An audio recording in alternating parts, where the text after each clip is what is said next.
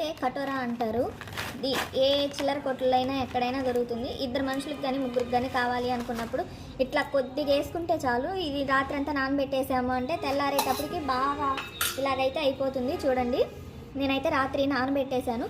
చాలా అయితే వచ్చింది నాకు, కొంచెం కూడా కాదు. ఒక 10 తీసి ఇలాంటి 10 బిళ్ళలు వేసాను. అదైతే చూడండి ఎంత అయ్యిందనేది. దీంట్లో మనం ఎట్లా తాగాలి అంటే ఇది తాగడం వల్ల వేడి తగ్గుతుంది, డిహైడ్రేట్ అవ్వకుండా ఉంటాం అనమాట. ఇలాగ 2 స్పూన్లు అయితే వేసుకోవాలి. దీంట్లో హాఫ్ లెమన్ వేసుకోవాలి. ఇట్లా లెమన్ హాఫ్ ఉంటుంది కదా, అది కట్ చేసి వేసేసుకోవడమే.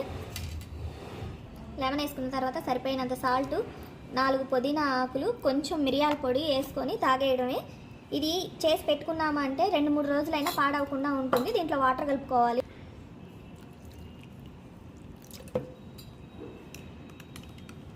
ఇది ఇంకా తాగేయడమే ఇలాగే.